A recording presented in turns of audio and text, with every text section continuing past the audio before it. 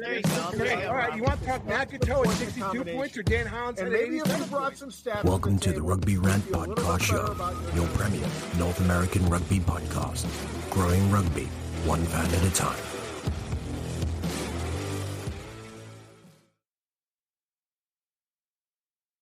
All right, welcome everybody to episode 117 of the Rugby Rant. I'm Rob the Hammer Hammerschmidt, and today I'm flying solo, at least in the initial part of the Rugby Rant episode 117. My partners in crime, Ty Baraga, Scott Farrar, could not be with me today. They had to tend to some matters on the home front. That's okay. I'm flying solo, and I don't mind doing so because I have a great set of guests coming up. I'll talk about them in a moment. But before I do, I want to hit around the pitch.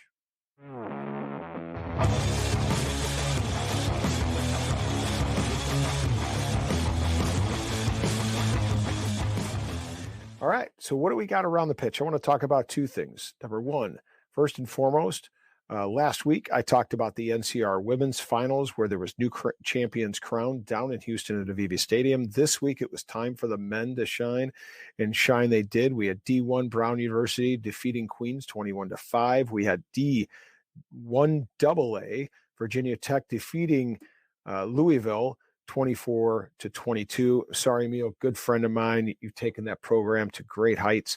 It would have been great to see on top. Then we get down to Division II, Principia Thunder Chickens. I love saying Thunder Chickens. Defeating IUP, that would be Indiana University at Penn, 47-16. And the small college champion Humboldt defeated Wayne State 20-15. So that's my first around the pitch segment. And then we get to my second. I want to take a moment to pause and reflect upon the great career of Kathryn Johnson. She is stepping down from international play. In case you don't know, Kathryn Johnson was University of Wisconsin, Milwaukee Panther women's player. She played for USA Rugby Sevens, 2016 Olympian that placed fifth in Rio. 2015 Pan American Games silver medalist. She played for the PR7s, specifically for the headliners. And she, of course, played in the 4 games that the women went to New Zealand in the Rugby World Cup 2022 this last fall. And she said that she feels she's unable to leave the jersey in a better place while wearing it.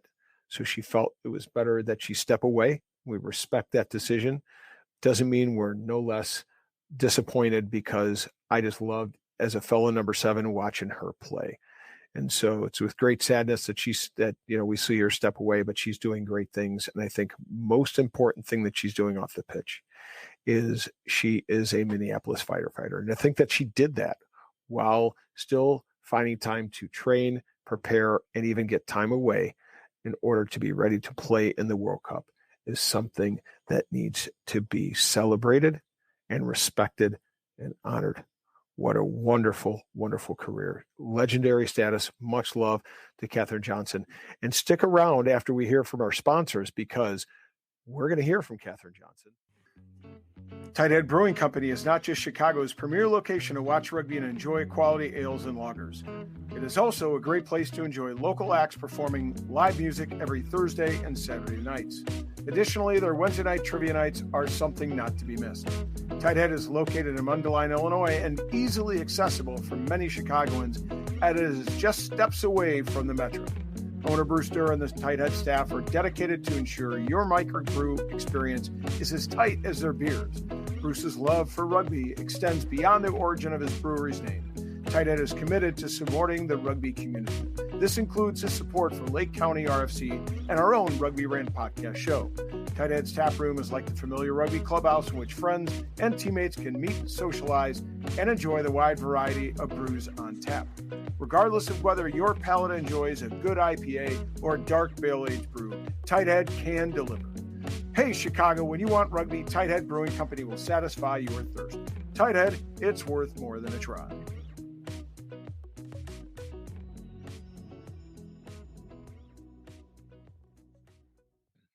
Welcome, rugby fans, to the Rugby Rant, episode 117.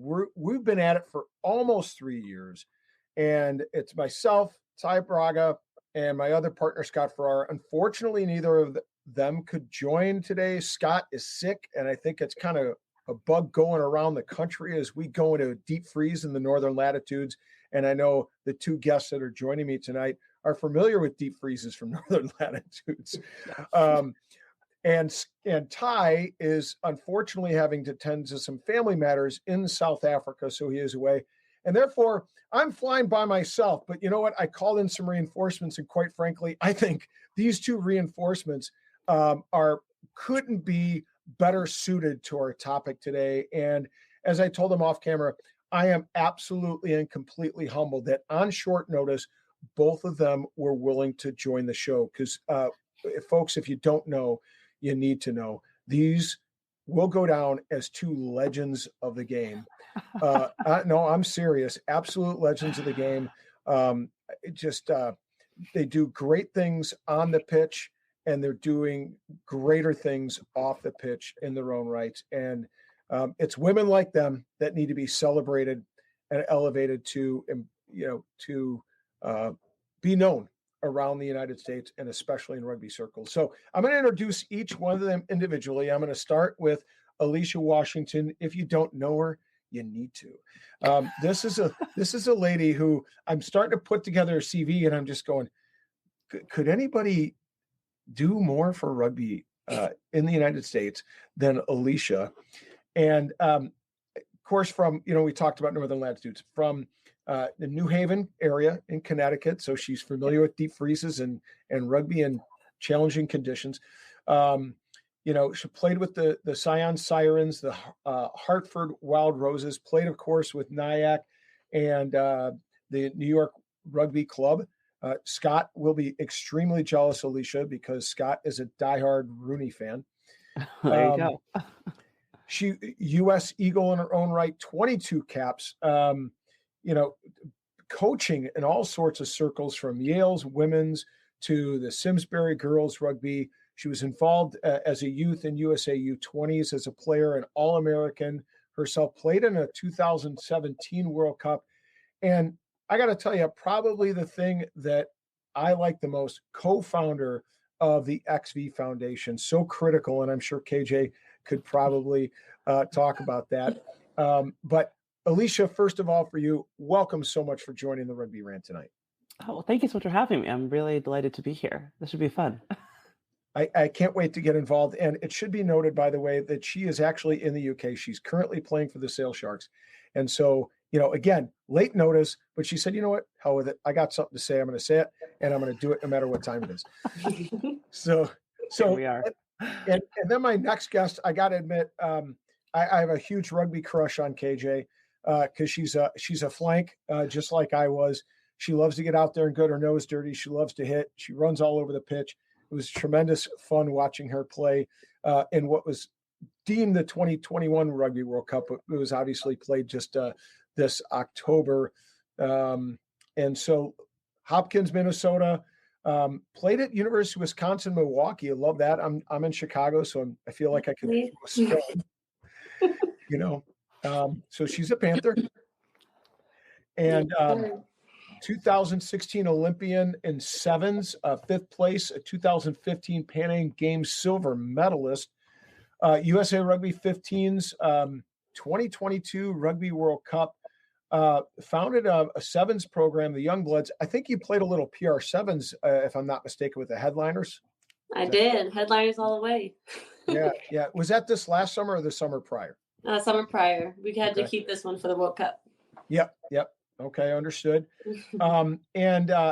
She, again, like Alycia with the XV Foundation, the thing that I'm so amazed by is, we had Gabby Contorno. Wonder Woman keeps, flashing across my brain when I have ladies like yourself on, because KJ is a Minneapolis firefighter.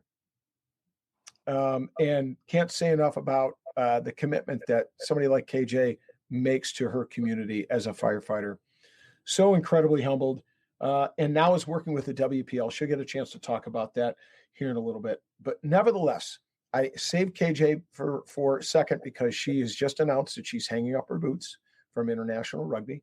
So I wanted to, thank her for all that she's done in that regard. But KJ, welcome to the show. Thank you so much. I really appreciate the intro. My pleasure. Again, absolutely humbled that I have two such wonderful guests, legends of the game. 10, 20 years down the road, we're going to look back at these two ladies, and we're going to say they paved the way for what rugby in the United States has become. So completely humbled. But let's start our conversation. We're going to get right into the rant here in just a moment. This ball represents the game we love. A game fueled by passion. But there are those who wear no number, nor are they in the locker room or the field of play. But they are there for every high and every low. Yes, they are watching every kick, tackle, and try score. Yes, they are there for when you need them most, because they are the Major League Rugby fans. And the time has come for you to stand with your team. Join us at shopmlr.com today.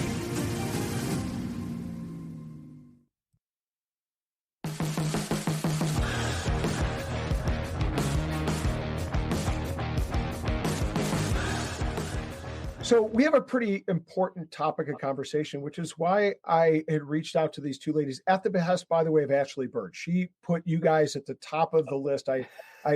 Ashley's come on the show before, and she said, I'm going to have to beg off of this one for her own reasons. But I think the two that you need to reach out to are KJ and Alycia. And I'm like, oh boy, they don't even know who I am. Why would they come on the show? And it worked out. And again, I thank them both. But let's get to the topic of conversation. This week, to give it some context, folks, some real important news for USA Rugby. And that is, number one, Gary Gold resigned on the men's side of things. Rob Kane, it was determined in a release by USA Rugby, his automatic renewal of his status as head coach is not guaranteed. And that leads to the kind of third point there, and that is the USA Rugby Board of Governors has just announced that they're going to do a high performance review. And so Rob Kane's job, in essence, it sounds like, based upon the report from USA Rugby, will depend upon the results of that review. So given that, the topic of conversation that we're going to start with, and there's three real big questions here, but one of them is essentially, the stepping down of Gary Gold, the questions about Rob Kane's future. Was this a necessary step given the results from the men's side failure to qualify, and for the women's? I think what the Board of Governors said, they didn't reach their goal in Rugby World Cup 2021, or played obviously in 2022. They didn't reach their goal. So I'm going to start around the table, and I'm going to go around to what is my left, actually, and go to Alycia, and just start with you to give me some perspective on that part of the question. Like, was this part necessary, almost a cleaning of house, if you will, in order to kind of move forward as we look at the horizon to, a short turnaround for Women's World Cup in 2026, if I'm not mistaken, or 2020, 2025. 2025. Yeah. Yep. The whole COVID numbers. Yes. And then, the failure to qualify, and then looking at 2027 on the men's side. So what are your thoughts, Alycia? I have so many thoughts. I think I have to start with, I think it's really easy to look at the head coaches and, point a finger and say, you didn't do your job, you didn't, yada, yada.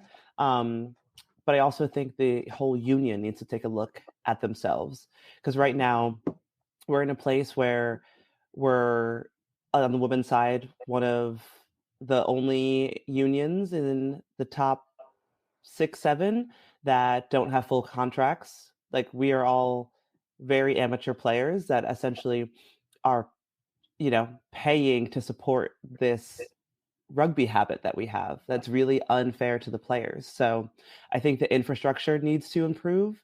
I think the players are doing their best. There are 20 plus of us here in the UK trying to make ourselves better, make the team better with our involvement. And I don't think that's good enough. I think the union needs to support us, and whether that's a head coach to come in and turn things around, or more commercial partners, I just, I just really don't think that clearing out the head coaches is the answer to all of the problems. And I think it's unfortunate that to some level, that they've received the brunt of that, but the whole union from the top, way top, all the way down needs to have a really strong look at themselves and, hold themselves accountable for what they're putting their athletes through. So I'm just going to ask a question or two here of Alycia before I move around to KJ and get her thoughts on this question. And one of them, I'm going to be, that sounding board, right, of somebody that maybe isn't as familiar with the programs, and say, well, Canada was kind of in the same position just over about 2 years ago. They have a smattering of ladies that are competing in the Prem and are full-time, athletes that have, strength and conditioning and training, a nutrition table, et cetera, et cetera, et cetera. And they're well supported and well funded. But, one would argue that they perform incredibly well, right? So how would you, what would we say to those critics, those people that say, well, it's almost like you got to do more with less, perhaps? Yeah, I think that's a really good question. So when you say like we're on, like other Canadians are on full-time contracts, I don't believe any of them are on full-time contracts from their union. And when you look at a female athlete in the Premiership here in the UK, full-time is not like, we're not living off of, we're not saving, right. Our contracts are not in the hundreds or even like tens of thousands. It's like, it's enough to maybe pay for most of your food, and hopefully you have a savings that you can fall back on. That's what we're talking about. We talk about contracts over here on the women's side. I think Canada has done a really great job of building their pathways and starting their players younger. I would probably say the average age for when a lot of Eagles on the women's side started playing, like university, KJ, I think, like university level. Like I started playing when I was 17, about to turn 18. I think they have probably developed, their youth pathways, their identification pathways a lot better. And I just think like US Rugby has just so many hurdles to enter. It's such an accessible sport if you let it be. And I don't think we've put in the work to make it accessible. When you look at the team and you see that like none of the statistics from the team reflect the overall statistics of America in terms of diversity, socioeconomic status, college educated or not, and it doesn't reflect the US, you just know that it's a sport made for those who picked it up in college. And we just have so many barriers for finding the best athletes that if there's no resources, no support, it's kind of hard to get into. You have to go to some not niche universities, but like, you have to go to a university to really find your way in the game. There's no wonder why we don't have a leg up on other countries. And, America's a sporting nation. I just don't think we have the infrastructure to support rugby in a way that will get us onto a podium. We're almost at a disadvantage. Our women are, in a sense, I don't want to say disadvantage. Title IX is almost working against us at this point now. Like it worked really. I mean, we were World Cup winners in 91. Yes. And it played in our favor, right? But as you said, there's a lot of niche universities, Lindenwoods, the Lifes, the Yales, for example. They have a lot more accelerated programs, but the chasm that exists, the Penn State, but the chasm that exists between those and some of the other programs are significant. So I'm going to turn the attention to KJ. And she's been very quiet, but I'm sure she has her own thoughts in her own right. So again, to kind of hit upon the question, was this, this almost, peeling away of the old and kind of ripping the Band-Aid off, was that necessary at the coaching level in order to move forward and find a way forward as we start to look beyond to the next two World Cups? I mean, I'm not 100% sure. Hindsight's beautiful, so I'm not sure how that's going to turn out. But I do think that we need to start having more oversight on our higher ups in USA Rugby in general. Alycia said it beautifully. It's really easy to put the blame on the coaches. It's the person right above that is implementing all of these ideas. But yeah, it comes down to, if our players aren't taken care of, if our staff isn't taken care of, if we can't play year round, if we can't have stability, financial stability, or even just insurance. You need to have a primary insurance before you can use USA Rugby as your secondary if you're a USA player. And that's so insane. As a player that didn't have primary insurance for a while, it was very, very tough, especially trying to try out for the sevens program. And luckily, going into the program, it was different with sevens. They had a lot more support and a lot more resources. But then coming out of sevens and playing 15s, it was just like a smack in the face of we're still here, we haven't really gained much momentum or force as player welfare goes, or a player voice. We have no say in what the coaching staff or who's going to come in, if it's going to continue to be Rob or if it's going to be someone else, or if that's even a decision that we think should be made. We have a players association that doesn't even have a voice. So as one of the player representatives, it's frustrating because we have all of these frustrations coming from something even as amazing as a World Cup, and no one even knows about it because our communication pathways are so horrible in USA Rugby that it comes down to, how do we get transparency so that we can fix some of these issues? So that was very roundabout answer to say I'm unsure. Well, I think what's clear is, you both agree that we can't just point the finger in one spot.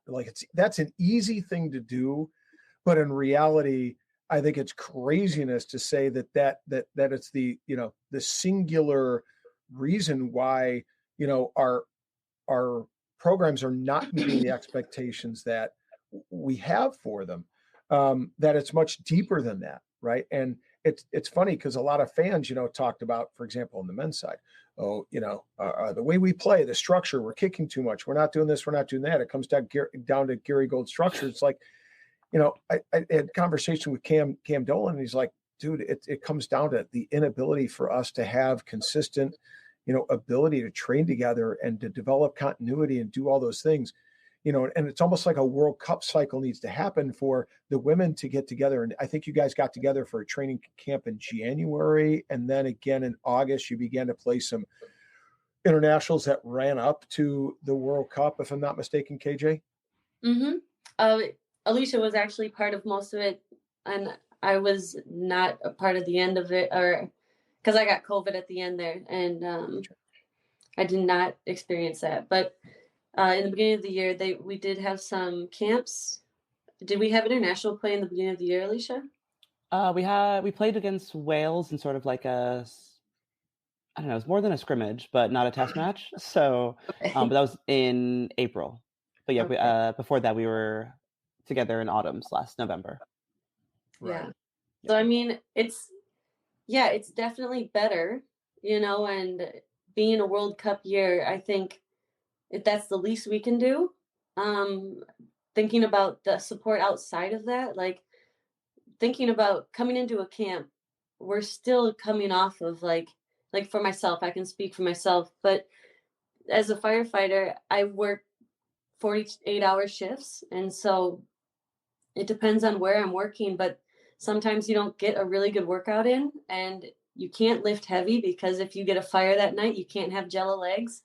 or, there's so many things you have to think about, and nutrition is not the best in the fire stations, and all of these different factors and I try to work as many shifts as I can so that I can get that time off to go train with my team. And so then when I get to camp, I haven't touched a rugby ball in a long time because no one is passing with me at home, because they're all either playing somewhere else or there's no opportunities. It's just, we don't have the resources outside of these camps to have a smooth transition. The transitions is the hardest spot. Like, you come into a camp and the first week is just getting your feet underneath you and like getting their ball skills back, like knocking off the rust, like getting to know your teammates because they change all the time. Like, it's never consistent, and it's not fair. I don't think it's fair for people of all different backgrounds to come in and be ready to go. Yeah. Again, this is why we have women of the level that we've invited on here in the rant of Alycia and KJ to join us, because they can provide those incredibly important perspectives. It was mentioned, hindsight's 2020, right? And what's interesting is we look on the other side of the pond. Eddie Jones is sacked. Wayne Pivac from Wales is sacked. So it's not exclusive to the United States. But again, I think people who are familiar with the internal workings would recognize it. Again, to Alicia's point, it's not just about one person. It's about systemic change. So let's kind of transition to the way forward. And again, I'll circle to Alycia and then to KJ. So what's happened then on the in and amongst the events happening around the two coaches is the USA Rugby Board, as I mentioned before, has announced and initiated a full and comprehensive review of its high performance programs. And we're talking about, just so people are clear, men's and women's 15s and men's and women's 7s. And both the men's and women's 7s just, I think, secured bronze medals recently. So doing very well. But nevertheless, this is coming. And so people understand, and I'll just quickly summarize, three basic areas of concern. Strategy for development of world-class teams, and again, in the four areas. What organizational structures are needed, and how will that be reflected in the play on the pitch? And then what is the culture and how is it being expressed by the staff? So let's talk about the high performance review. Are these questions the right questions? Is this review setting off on the right foot in order to move forward and bring us to the standard that we'd expect? So I'll start with you, Alycia. What are your thoughts on that? I think some of the right questions are in there. I also think we need to ask ourselves how we can take models from other countries that are working and functioning and leverage the resources that we have to make a great product. When we talk about like the WPL, it is a great league, extremely marketable, and in all, a lot of major cities within the US, and I don't think we're leveraging it to the way that the RFU is using the Prem to build their players, create minimum standards. And obviously, America is not the UK, but I think we could take a lot of things from that. So I think we do need to ask ourselves how we can model after other places that have working products. But yeah, I do think there is, a massive culture aspect. I think it is really hard when so many of our head coaches within USA Rugby are not from the US and don't necessarily, it does take a little bit of time to learn the lay of the land, like how, where are the players that you are looking for? How do different clubs play? Who are the coaches? Who are the refs? Those are things that, like I've been playing rugby for going into like my 14th, 15th season. And these are still things I'm learning about the US all the time. And when you expect someone to come in that has known nothing about the landscape in the US and to make the best of it, I think that's a really tough ask. So we do need to ask ourselves, is there talent within the US that knows the landscape, knows the players, has trust and reputation that can come in and turn some of our programs around? And obviously the head coaches, both the women's and men's 15s, are both foreign born. Let's just say that they're not from the United States originally. And I want to distinguish for fans, when I say that, there are many foreign born coaches here that have invested tremendously in the American rugby community, that have been here for a long time. I could go on and on about the names, but I won't. But there are. So let me clarify when I ask this question as a follow-up, Alycia, and then I'll move to KJ. Do we need to look at U.S. coaches? When I say U.S. coaches, people that have invested in the U.S. rugby community, as you say, people that know the American rugby culture and understand it, and therefore have a better vision to how to, structure the men's and women's programs moving into the next, 4 to 7 years. Yeah, I think it's a truly untapped resource. There's plenty of male, female coaches. Like, I'm not just saying like we need to have an American-born female coach. Like, that's definitely not what I'm saying. I think we need to have the best coach. I think with the tight turnaround for the next cycle, we need someone that's ready to hit the ground running and has an idea of the lay of the land in the U.S. And already has that buy-in, because it takes a while to create a strong reputation. And I don't think we necessarily have the time before the next World Cup to show better without an individual that is ready to, that has that knowledge and is ready to apply it, pretty much ASAP. So.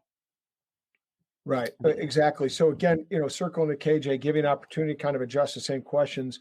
And I can certainly repeat the three kind of core questions that they have, but are they asking the right questions? And is this the best way forward in order to prepare for the two next big major events in 15s that we're always on the lookout for in the cycle, the men's and women's Rugby World Cup?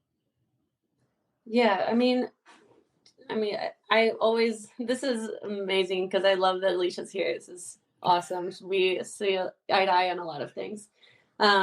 Just what she was talking about with knowing the lay of the land, like simple things like how big the United States is and how spread out we are is such a factor. Like, these flights are no joke just so that we can get together and have a practice. So yeah, I really think it is important that coaches understand and are invested. I think that's a big part, and try not to put us in a box. I think the U.S. is a very different kind of rugby, and it's going to have to, whoever takes the role or keeps the role is going to have to adapt to the players.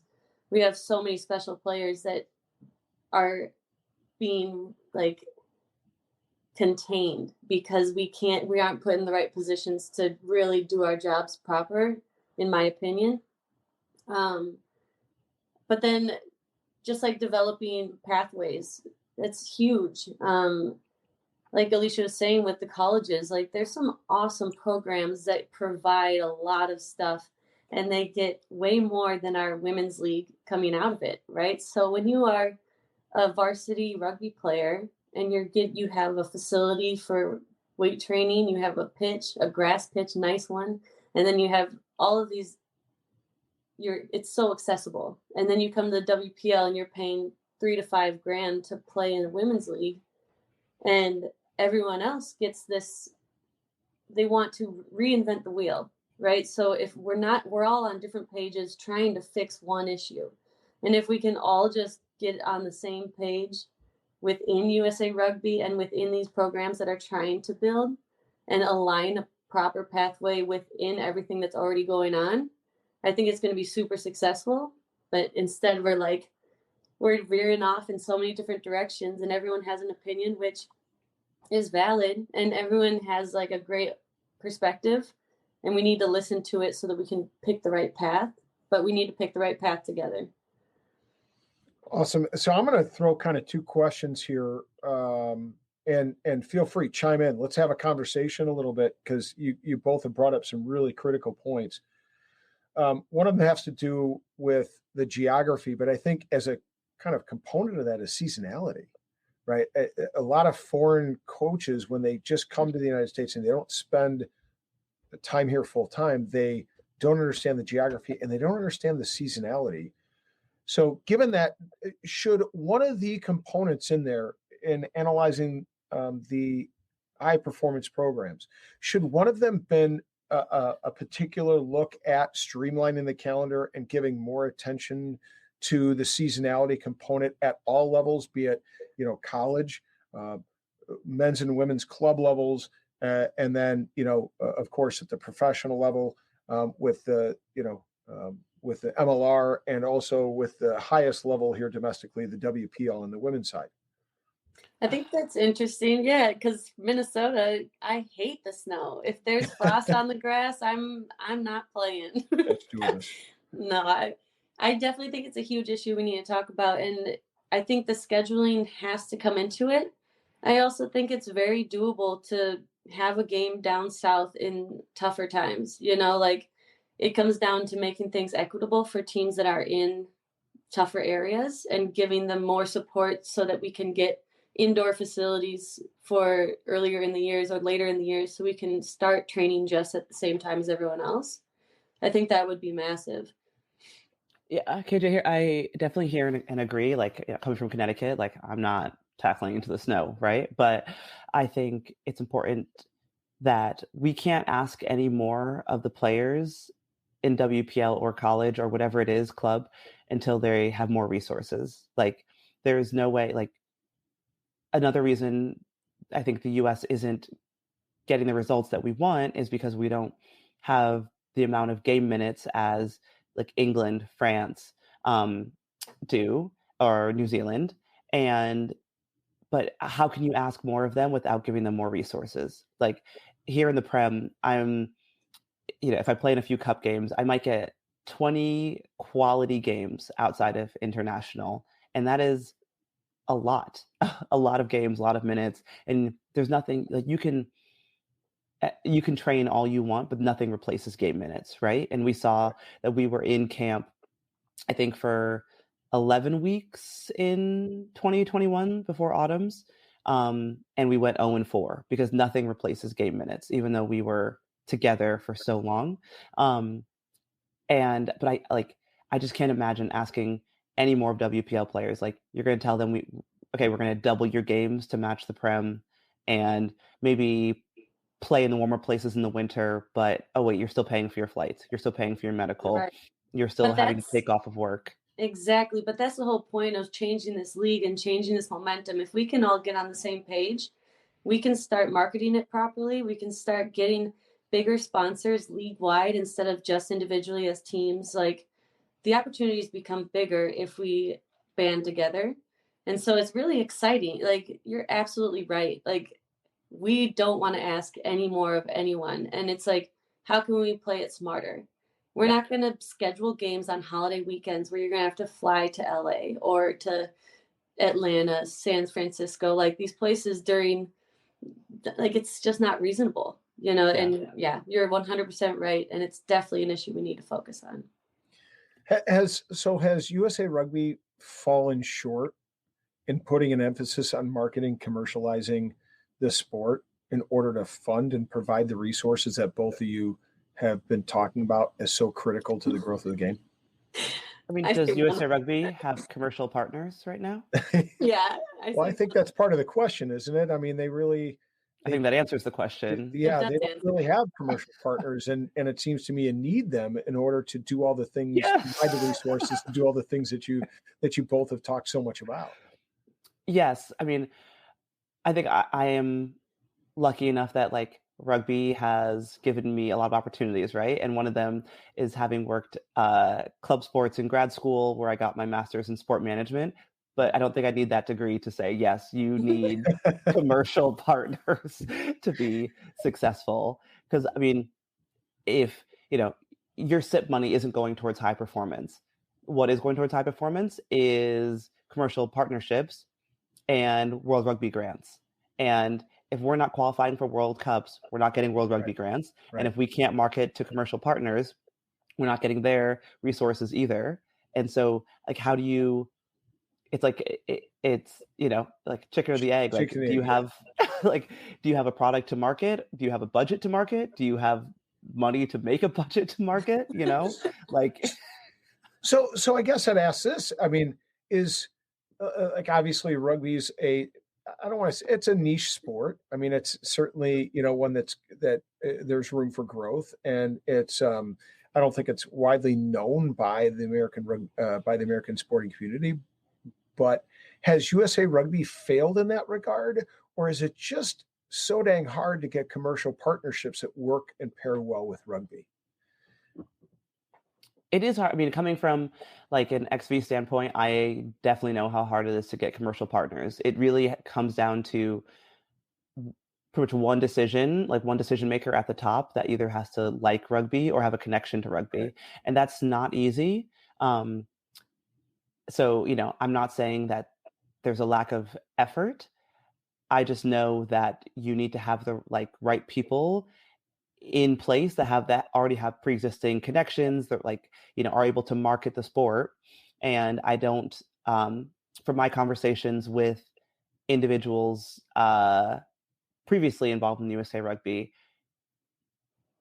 the way they tried to market rugby to me, I wouldn't have bought it, and I think they've gotten new people in, a new marketing firm in, but high performance can't survive on what we have right now. It's just not sustainable. And I think everyone within the union would agree to that. It's 1000% not sustainable. So, I mean, I think a lot of that will need to come from showing how marketable WPL is, showing how marketable MLR is, and then using those partnerships to leverage connections for the whole union.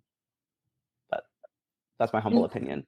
And from a non-professional side of it, as just a player, not having our schedules out early, selling tickets to our home games the same month, if not a week or two before we play, is just not a good idea. Even I know that, and we can definitely get more butts in the seats the sooner people know about it.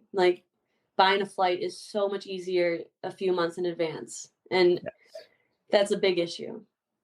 Well, it's kind of interesting you talk about that, KJ, because I think back to the summer where, here are men's on the men's side of things, they're playing in July, and there's two big, qualifying events happening.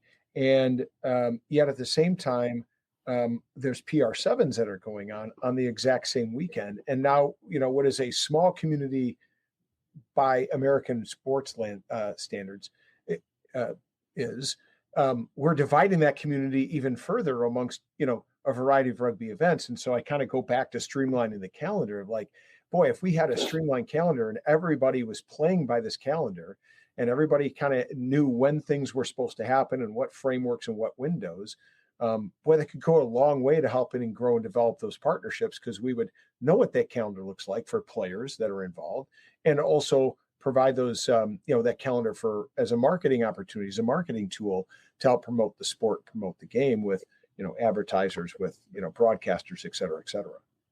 I agree. There is some that we can control on that for sure. I do know that there is a lot of weight on World Rugby too. They have to make a lot of decisions before we can make decisions. So I know that we wait a little bit on World Rugby as well. So that might be part of it. But I 100% agree. We can do a much better job with aligning our schedules. Yeah. So that leads me to the last question. You guys have been so great, so gracious, so honest, so open and transparent. And perhaps that's what we need more of in our rugby community. So everybody knows what's going on, why it's going on, and how it's happening, and where the money is going, perhaps, is another piece. That would be nice. There is no money, so don't worry. Sorry, cut that out. But to the point, I think that's one of the issues in college. I mean, one of the reasons why there's a split in college rugby is you have NCR that broke away and said, hey, we have some issues. We don't know where, are we really maximizing our value that we're getting out of our SIP dues? And so it's an issue that came up. Now, whether that's fair or unfair, it's not for this particular conversation. I just know that it is a question that's come up. But moving forward, let me just, ask one last piece as we begin to close this out. Let's say the high performance review goes through, they've done a top down assessment, from your perspective as, players who are essentially currently playing, Alycia obviously playing in Europe, having been involved in the build up to Rugby World Cup, KJ having just come off that World Cup campaign. What's one thing that if you could wave your magic wand that you would say you need to change this, and they had to listen to you? So I'm going to go. I started with Alycia each time, but I'm going to circle and go to KJ first and come up to Alycia. Oh, great. Give her more time to think about it. This is a tough one. Well, this is pretty biased just because I'm very involved in like trying to make things happen with the Players Association. And you just hit dead ends, like as a player getting frustrated with all these things that you think aren't being raised. And then you become a player's rep and it's just like, no matter what you do, no one's really listening too much. Or if they are listening, you really don't get much of a vote or say in big things. I would love to be a part of more conversations as a player and have more pull as like someone that hears comments from my teammates, and I wish I could give them more of a response. So it almost sounds like what you're saying is, in this high performance review, give us a seat at the table. I think that would be awesome. It would be a great start, just player rep in general, like as a whole. Like even if it was just one rep from every single, or for all of our teams, just one to sit at the table, that would be a huge step, in my opinion, to have a little bit of a vote. Yeah, and before I go to Alycia here, I think it's important to note that this is an issue at the MLR level too. We had Nick Chavetta, who is a representative at the U.S. Men's 15s level in the union. He talked about the same thing with respect to the MLR. So it's not just unique to USA Rugby and the players at the USA level. It's also happening in the professional model here in the United States as well. And we know this based upon what's happened in the offseason with regard to LA and Austin. But I'm going to move now to Alycia. You have the magic wand, my dear. You can wave it however you want. Ask, make one change. They have to follow it because, darn it, Alycia Washington said so. What are you thinking? I would say fully contracted players and staff. Not just, I think the only person with a full-time contract is the head coaches.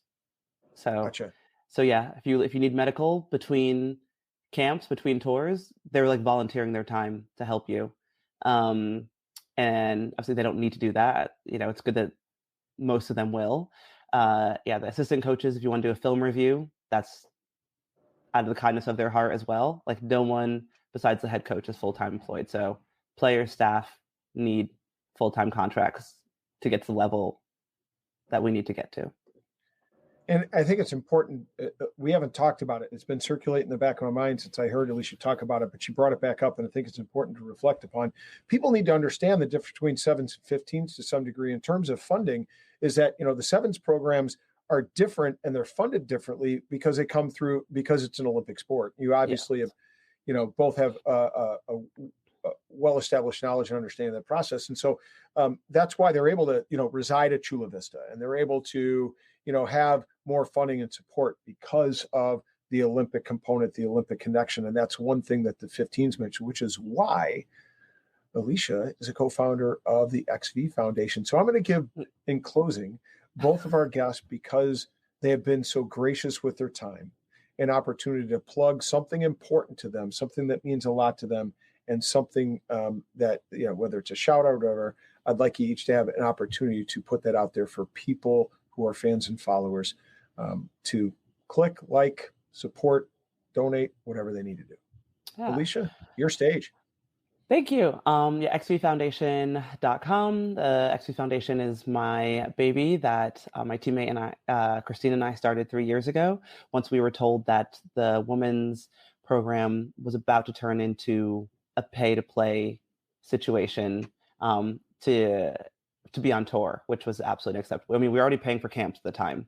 And that same year that we were paying for camps, we were staying in hotels and sharing beds because there just wasn't enough funding to get, one person to a bed even, which looking back on that was so insane. We started the foundation a few years ago, have been really blessed to have so many great donors and sponsors support the team. We were able to get the team extra per diems, World Cup kit, really advocate for the players, support them, because so many of them have had to leave their jobs to pursue this dream. So so any support would be absolutely amazing. We are ramping up to support the team in the next cycle. So people look out for what's next.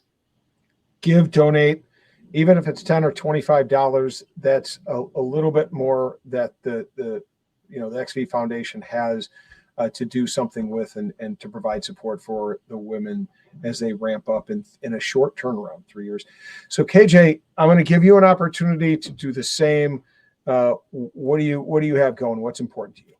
Well, I would love to just say, thank you to XV Foundation. They have done so much to help us out individually and as a whole unit. It's so cool.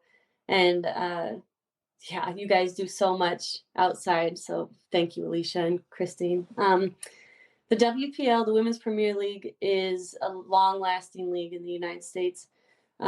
This year, we just finalized with league agreements, and so we have 7 teams coming through into the 23 year, and it's all over the U.S. spread out, and our goal is to make it pro. We have a longer, sustainable idea of how that's going to work, and so we're just trying to put it into play, and any kind of help we can get I'm hugely grateful for. It sucks because we don't like going into the same pockets, and we're definitely trying to get a system so that we don't have to. But as we are right now, it's definitely asking friends, family, fans, the same questions, the same ask for money. So anything is greatly appreciated. Absolutely. And I got to be honest, I'm an educator by trade. And so for me, I always try to strive to understand, to better my education, to better myself. And one of the things that I had the pleasure, I got to tell you, ladies, at one point, I have to admit I was teary-eyed because I had the pleasure of going to my home pitch, Chicago Blaze Rugby pitch, Pete Thornley Fields, here in Chicago, who hosted the WPL tournament this last June. And I went into the Hall of Fame display that did a tour over the summer and spent some time with some of the curators and ladies that are responsible for organizing it. And it was absolutely touching. I was absolutely thrilled and moved at all the work that has been done behind the scenes that perhaps many of us don't know about, because we live in our own little worlds. And for me, it was, my side, my club rugby, my men's rugby. And I've now been opened up to the world of the women's rugby. And it's one of the reasons why I loved watching every minute of the World Cup and watching our ladies play. So folks out there, please, if you have an opportunity, support women's rugby. They have won a World Cup and they will do so again. I have no doubt. We just got to find them the resources to make it happen and to provide them the support that both Alycia and KJ have expected and demanded of us as a rugby and USA sporting community. So with that, I'm going to thank the both of you for joining again on short order, but it's been educational for me and I hope it has been for everybody else. And again, I really want to thank you both for joining, and I wish you both all the best as you move into what you do, firefighting and fighting in the women's prem in the UK, beating up those roses and everybody else that joins. Yeah. And getting it done, because I've enjoyed the heck out of watching the prem too, watching Captain Kate at work with the Sarahs, with Exeter, and all the ladies be professionals. It's been such a joy. So thank you everybody for watching. I encourage you to support Tighthead Brewing, support Rugby Now. They're going to be getting some kit out here for the MLR. We can't wait to see what the kit reveals are going to bring us. We've already seen Seattle. We've already seen Utah. It's been great. Subscribe, go to Apple iTunes, go to Spotify, go everywhere else where you can get your podcast for the Rugby Rant. I'm Rob Hammerschmidt. I sincerely appreciate the wonderful women that have joined me for this evening. And I can't wait to reconvene with them sometime, perhaps over a beverage or, at a game and thank them in person for all that they've done, because they are truly legends of our game and our sporting community. I'm blessed to have spent some time with you. Thank you so much. And that's going to put a wrap on episode 117 of the Rugby Rant. We'll be back next week, and hopefully I'll be joined by my two co-hosts, Ty and Scott, who we'll come back and we'll put another episode out. But until we do, can't wait to see you at the next.